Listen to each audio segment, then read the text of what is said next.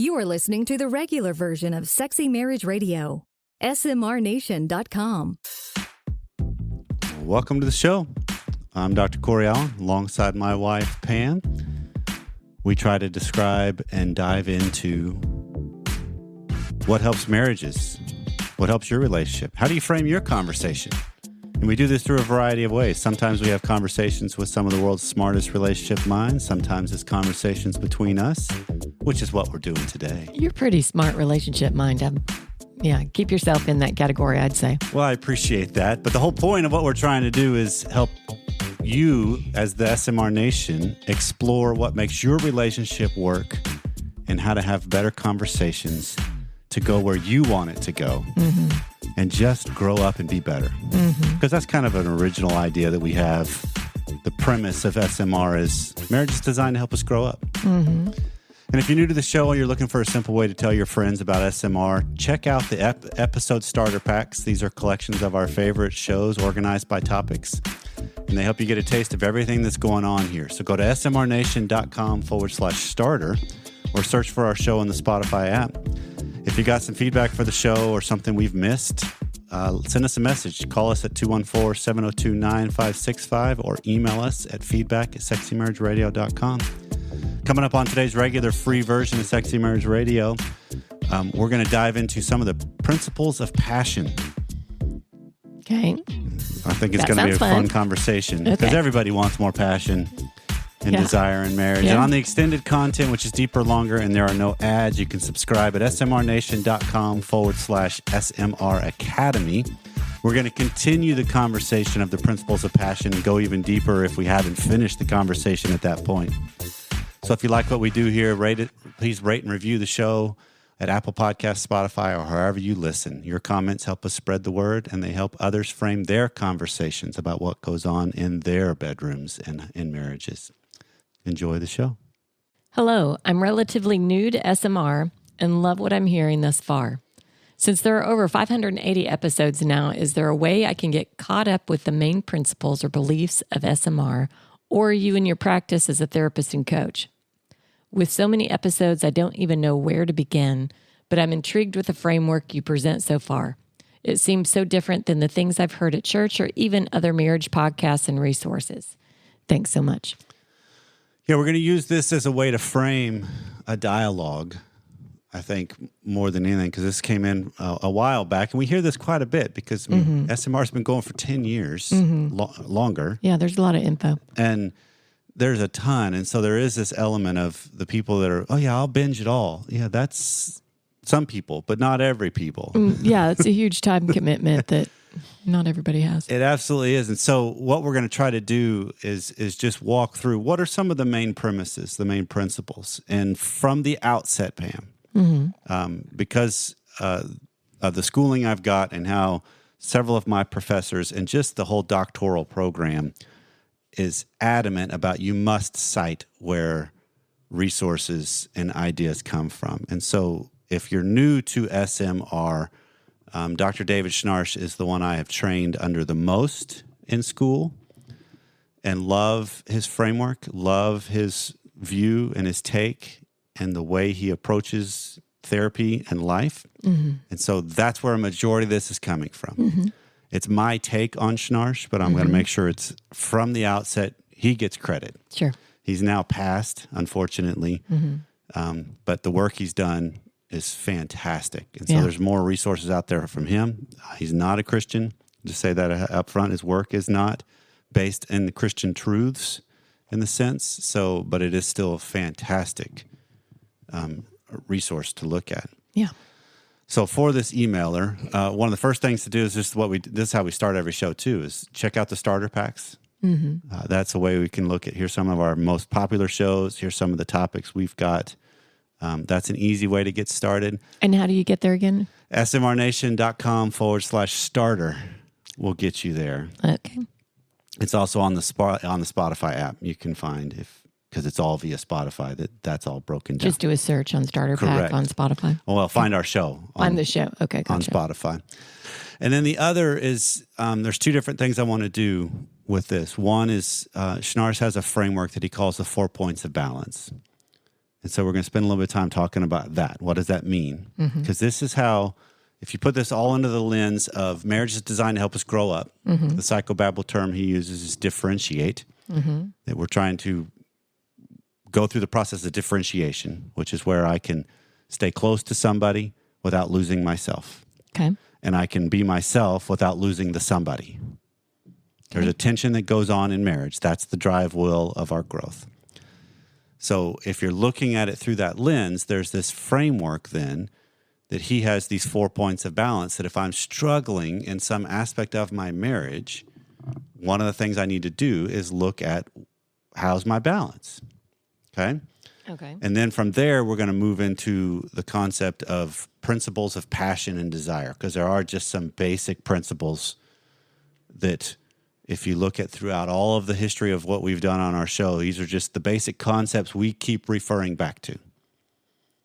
And so what Pam's role today is she's going to be the role of the emailer and the audience to help frame it out as she hears it, also poke holes, ask questions. What did I miss? Because I don't want to keep it in theory, even though it's real easy to do so because it's basically a theory.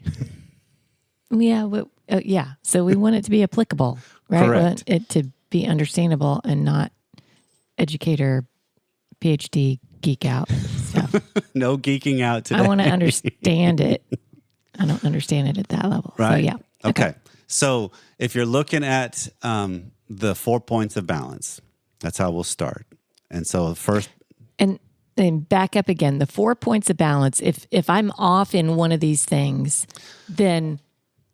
Okay, my relationship is off. This will create the struggles that happen in marriage. So, like, if you feel like you are in a chronic pattern in your marriage, that it's like we keep fighting about the same thing. The same thing keeps happening. Why won't they ever figure this out? What is it about?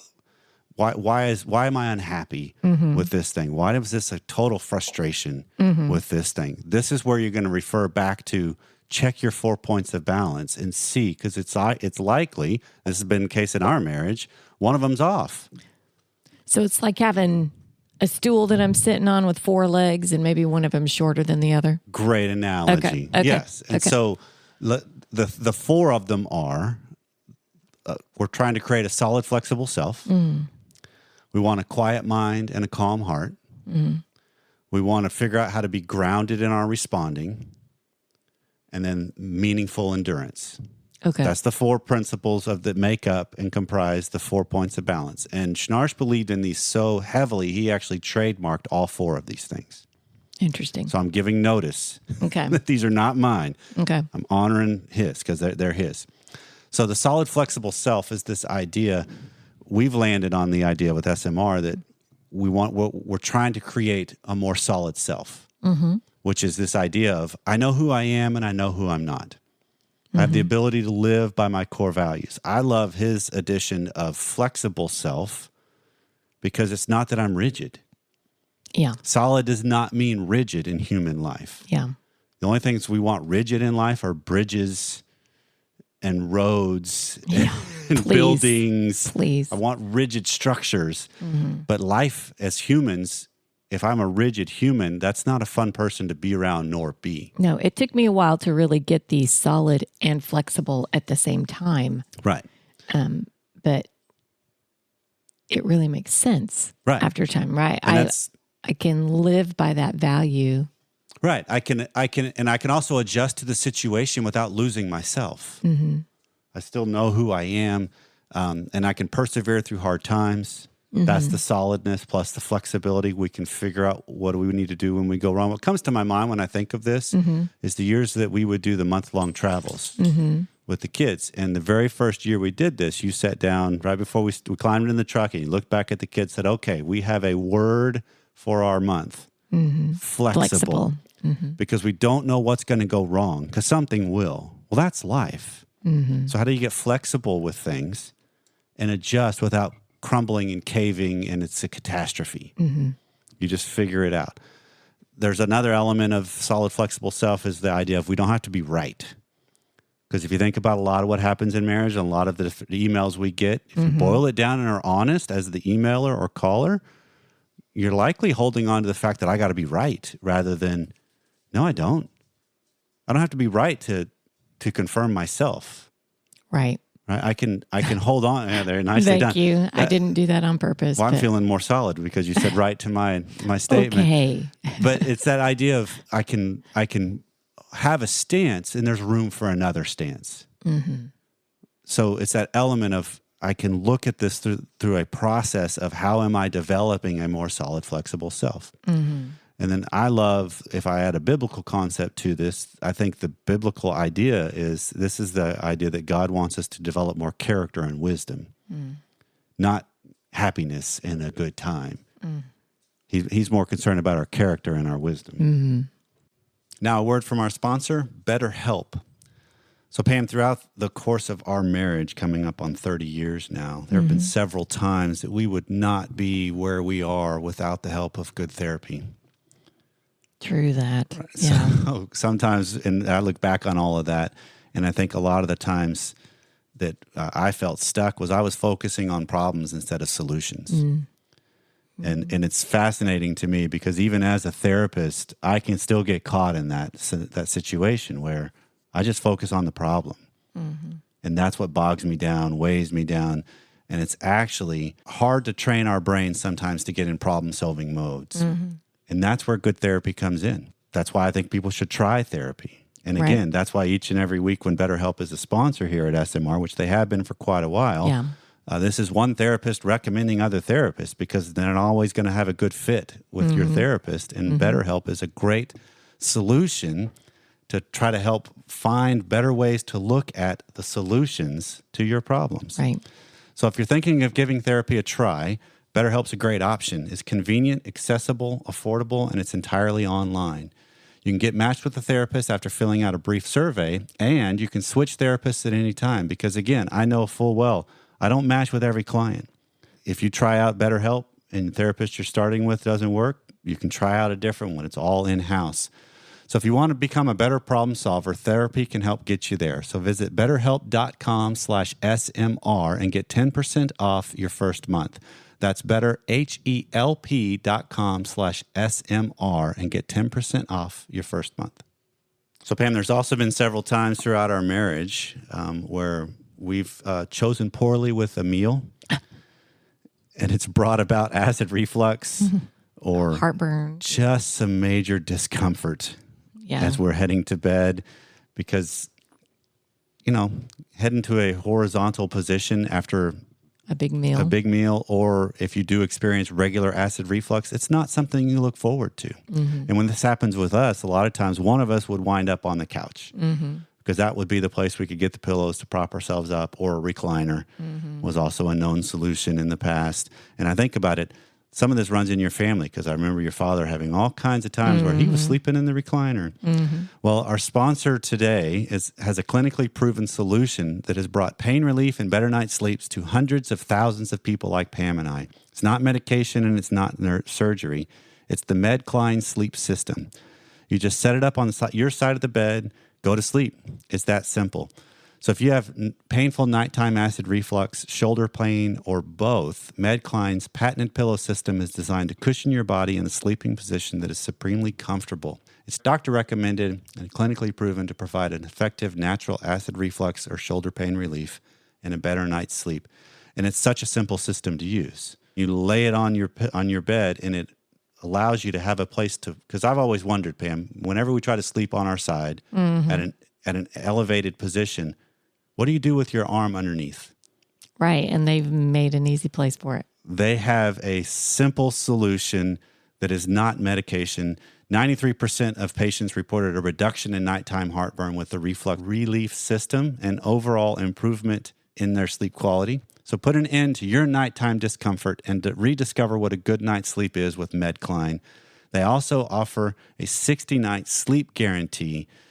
Now you can get 20% off when you go to medcline.com/SMR. Again, that's 20% off and a better night's sleep today at medcline.com/SMR.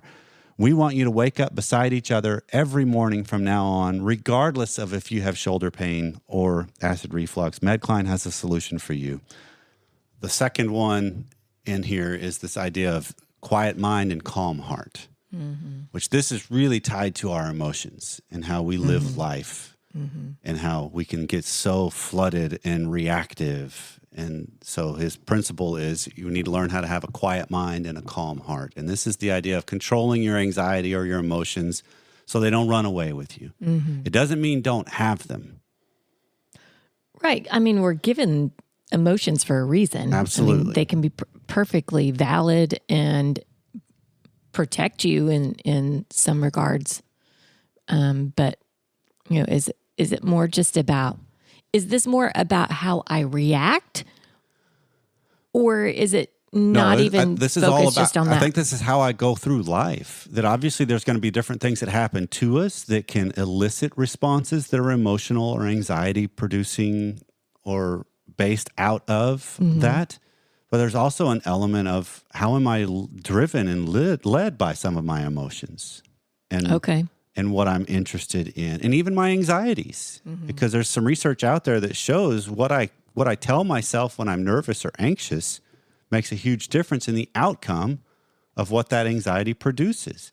If I tell myself I'm nervous before I go up for a public speech, I don't perform as well as if I tell myself the feelings I'm feeling are actually excitement in there too, because it's not usually a clean one thing or another. It's a lot of things. Okay. But the idea of a quiet mind and a calm heart is handling your feelings and your emotions. And I love that word handling.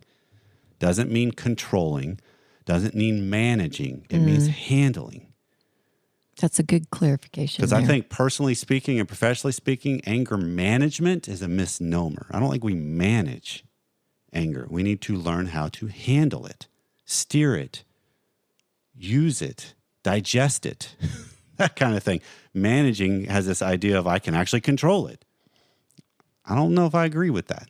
Interesting. But I do believe we can handle things. Sometimes handling means I need help. I can't do this on my own. I must get away. I need to take a break. That's handling.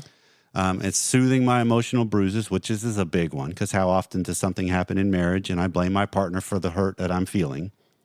It's because you did this. That's why I feel that. Well, if you wouldn't have done that, I wouldn't have, the round and round circular argument that can happen.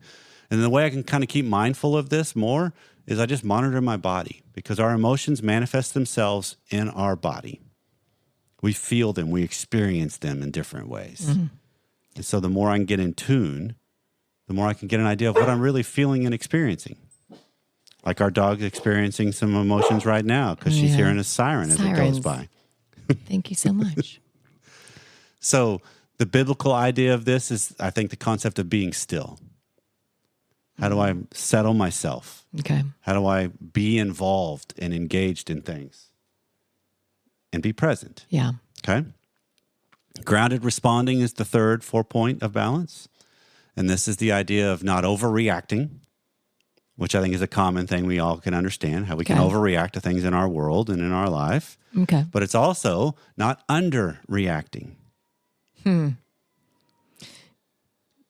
That which gives the impression potentially of I don't care. I mean, is that what? Well, what is underreacting? Underreacting is this idea of I'm not even engaging in it. I'm acting like I'm totally removed, like I'm impervious. I'm shut off. I'm cut off. Or is this the person that's just, they're just laid back. They're fine. They don't care. And they may not be that way. There could be an element of apathy associated with it. Absolutely. Because in the long run, what does that show? What does that denote? Because what comes to my mind when I think about overreacting or underreacting is, because these points are based off of, in large part, Murray Bowen's work, who's a family systems theorist that came up with the theory of family systems therapy. And Schnarch built off of his work. And so Murray Bowen's work was more on the family aspect.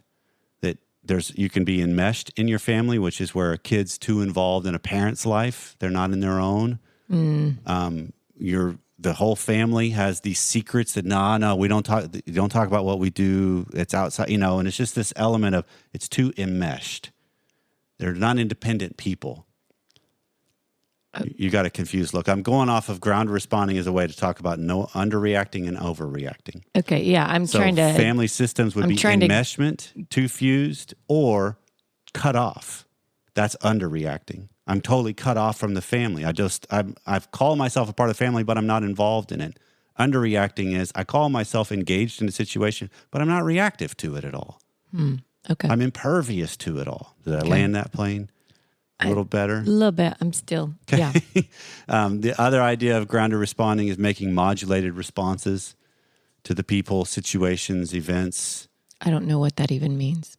What does making modulated responses mean? It means it's appropriate in the reaction I have. Something happens in my life, and I have what's deemed proportional to what went down. Oh, well, right? there. It's not over or under. It's correct. I do make a response to it. I do Yeah. engage in it. It's like this idea of if I get a B- on a paper I worked really, really hard for, and the whole world is falling apart, that's not a modulated response as much, because it's like, wait, I still did well.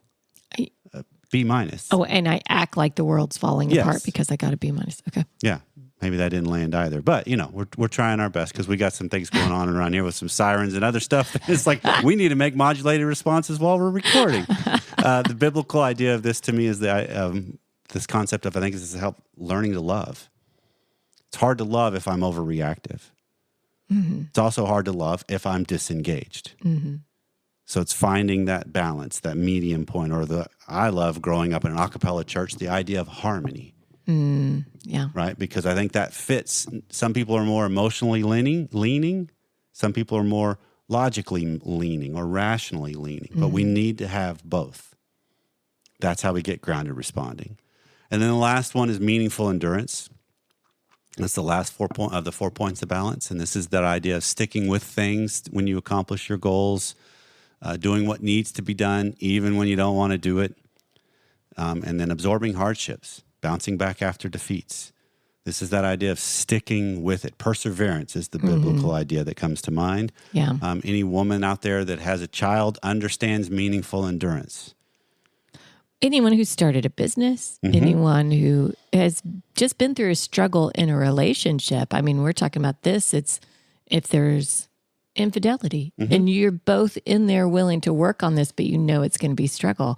Well, there's meaningful endurance on that because you know that it can be better on the other side. Right. And that's struggle. Right. Yeah. Right. And so meaningful endurance is just the sticking with it to see things through because it can create something. Some of the things I love adding to meaningful endurance is Viktor Frankl's work, Man's Search for Meaning, which is if I can reframe suffering to actually it will produce something that helps you recognize. That's where I think the premise to me for SMR, that's where this idea of marriage is designed to help us grow up because marriage comes with it. What comes with marriage is an inherent amount of suffering.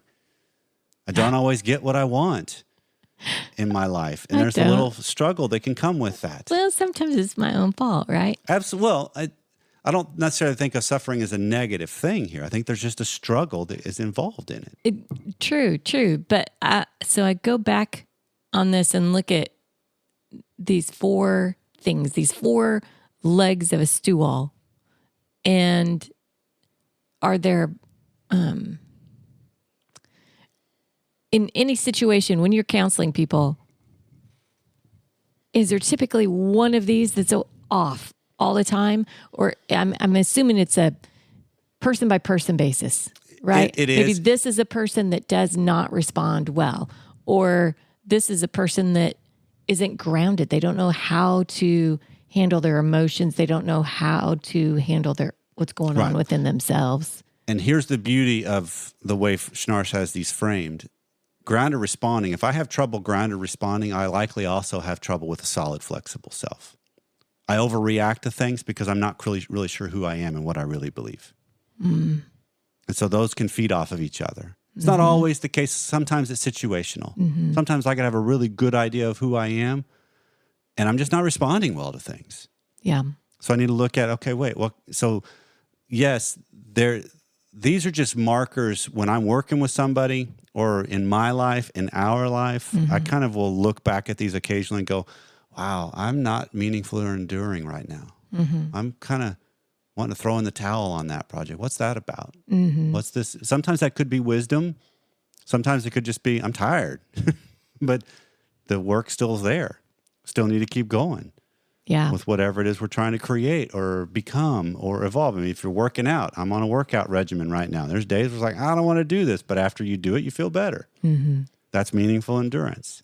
So the premise of all of this, Pam, to me is for those people that are listening and for the emailer, it's become an observer of your life and ask yourself, where are you in these four things? Yeah. That can give you a clue maybe of, okay, I'm troubled with quiet mind and calm heart. Mm-hmm. You know, I'm not real settled on things right now. I'm just kind of anxious about stuff. And then you just ask, if you can get that awareness, then you can sit down and ask some better questions of, okay, what could they be? Because sometimes the simplest thing, what works for me, when I realize I've got this little bit of undercurrent of angst, I'll have a time, I'll just get a cup of coffee one morning, I'll sit down with a pad of paper, and I'll just start writing down what's going on. And typically after 3 or 4 or 5 things, it's like, oh, well, no wonder there's a little bit of angst. Because when you add all these things up, those are big deals all together. If it was just 1 or 2, wouldn't even be above the threshold of noticing.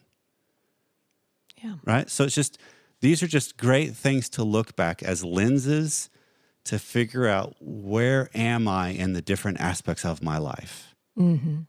And when I can do that, now I can lean back into shoring up whatever that might be, which then helps us pivot into, all right, now let's talk about some desire and passion in my life. What are the principles that make up who I am and in my marriage that keep this whole process going?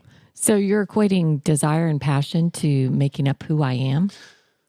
No, I'm equating desire and passion as part of what comes with a relationship and our lives. If I can start to look at it as a whole, and I figure out who I am and I'm operating within that whole, now all of a sudden I can lean into the dynamics that are naturally at play in marriages and in relationships. Okay. And by looking at who I am, you're not talking just this whole first point of balance, this solid, flexible Right. I'm talking self. about You're talking about everything our whole altogether. operating process Okay. of how well am I functioning? Because again, it's so easy.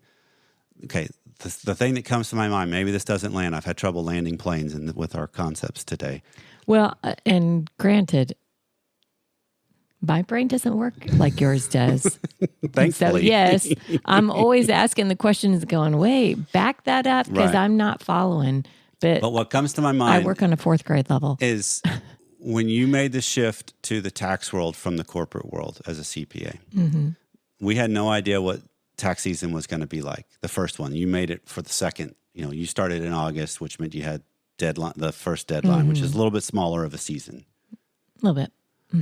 And when we hit the very first one, we didn't know. We had an idea, but we didn't know. And midway through, looking back after 8, 9 years now, I know during tax seasons, give me about the sum total of about a week of just being in a bad mood during those times. For you, not me, for you. Right. Yeah. And I'll just have times where it's just like, God, I'm just off today and yesterday and the day before. Yeah. Okay. And that's largely seasonal. It's situational because of the circumstance of what tax season does for us. Yeah. The first time I was experiencing that, you picked up on it when we were on the phone, and you're like, "You okay?" It's like, "No, I'm not okay. I'm sick of tax season."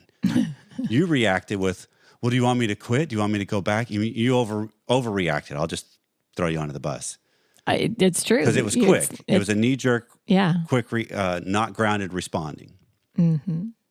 That's your own being about a situation, rather than now we can. I'm just sick of tax season. And you'd be like, me too. Yeah. Because it's a more modulated response, a more solid, we made this choice. We're going to stick it through and we're going to figure ourselves out as we go through it. That's ourselves going through a process of life together by choice. That's how I think these 4 play out. Okay. What we're going to talk about in the extended content here in just a minute is what are some of the dynamics that are natural in every committed relationship that push at and demand our 4 points of balance to continue to see us through. That's what's coming up next Okay. I'm looking in forward the to that. extended content. Good. Well, that was definitely, like you just mentioned as we were wrapping up the extended content, this was a ton of information if you made it all the way through both the regular and the extended. Because again, the extended content was stuff that I spent 2 hours unpacking at the getaway last year. We tried to do it in 20 minutes. I think we went longer than 20 minutes, a little bit. Well, if you like the show, you can help us out by rating and reviewing SMR on Apple Podcasts, Spotify, or however you listen. We always appreciate your comments because they help spread the word about the show and they help others frame their conversations about what happens behind their closed doors. Transcripts are available in the show notes on each of the episode's pages. Also, our advertisers' deals and discount codes are available on each of the episode's pages at smrnation.com. Please consider supporting those who help support the show. Greatest compliment you can give us is share the show with those you care about, and this is a good starter for the starter pack for today's episode, because this is one of those things that helps frame everything that we've done over the 10, almost 11 years. Yeah, it's a lot. We've been in existence. So thanks for listening, and we'll see you next time.